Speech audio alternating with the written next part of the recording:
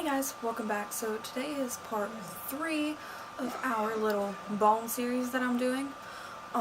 In this video we're going to be covering how to cleanse past energies from bones and how to consecrate them whenever you're going to use them in your work. So the first thing we're going to talk about is sweet words or a prayer that you can say to help calm the spirit of the animal or of the creature that may be attached to the item.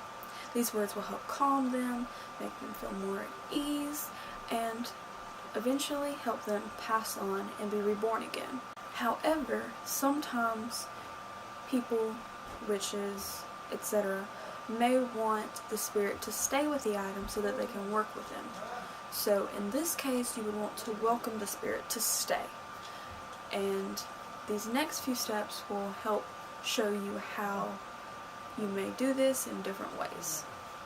If you're going to keep an item and have the spirit still attached to it, you can create an altar to have these items and to honor the spirits that come with these items.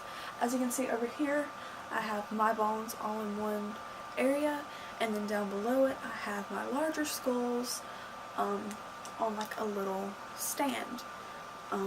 So have a designated area for those items and make sure that you make them feel welcome and respect them and treat them nicely and keep them clean and all sorts of very calming and nice things for them.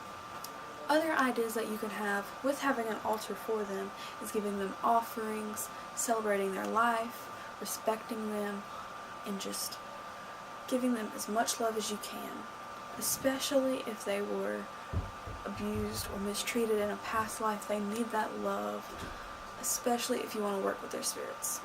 For items that may be from an animal that was once roadkill, for lack of a softer term, you would want to respect them and help them pass on in a very beautiful and gentle way. One way would be water washing. You would want to cleanse their bones and their spirit of the negativity, pain, sorrow, confusion, everything. Types of water you can use: rainwater, a stream, seawater, a creek, a river. All these are perfect for washing away those negative energies that could be associated with the item. You don't want that negativity lurking, and you don't want that spirit to be attached to that sorrow if you can help it. Another way to do this is an herbal cleanse. You could sprinkle the herb over them, or you could burn it in a smudge form and help them pass on with a nice aroma to take them away. You can use evergreen, rosemary, bay laurel, lavender, sage, fennel, and vervain. Now, this one is a little bit more heart-wrenching. This is for the spirits that may have been taken from their bodies through hunting or intentional harm. Sadly, this can be from animal abuse, animal fighting, and things such as that. Very heart-wrenching subjects and very sad to think about. But you would need to appease their spirit and appease their anger. And I'm going to cover different ways for you to do that. To help them pass on and let go of all that anger that they have within them, you need to apologize for what may have happened to them, explain that not all humans are like that, and explain that you are going to respect them and treat them with kindness, unlike the people that have encountered them in the past. You need to be the bigger person, and you need to respect them. This next section of the video has to do with consecration.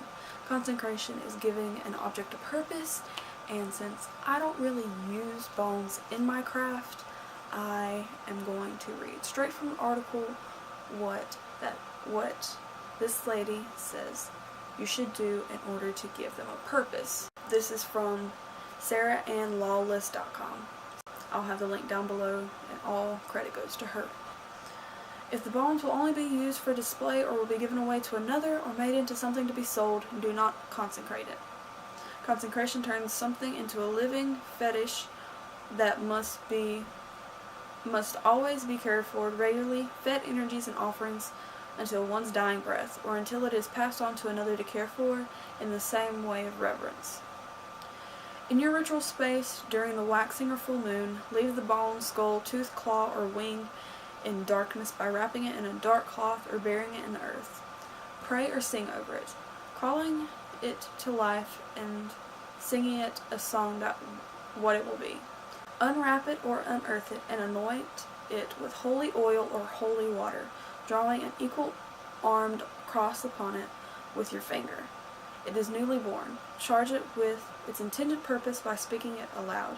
Invite a spirit into it which will match its purpose, to bind itself willingly to the item, but be free to come and go as it pleases. Bless it with the elements, with dirt, with water, with flame, and lastly blow your breath across the surface 3 times, emptying your lungs each time. It is done. It can now be used in your magical practice, placed upon your altar, decorated, or turned into a ritual tool or jewelry. That's all for this video. I hope you learned something. I hope that you can use what you've learned in your own craft, on your own items and skulls. If you enjoyed, leave a like, subscribe, leave suggestions for our next video. I have a few ideas in mind, so stay tuned for that.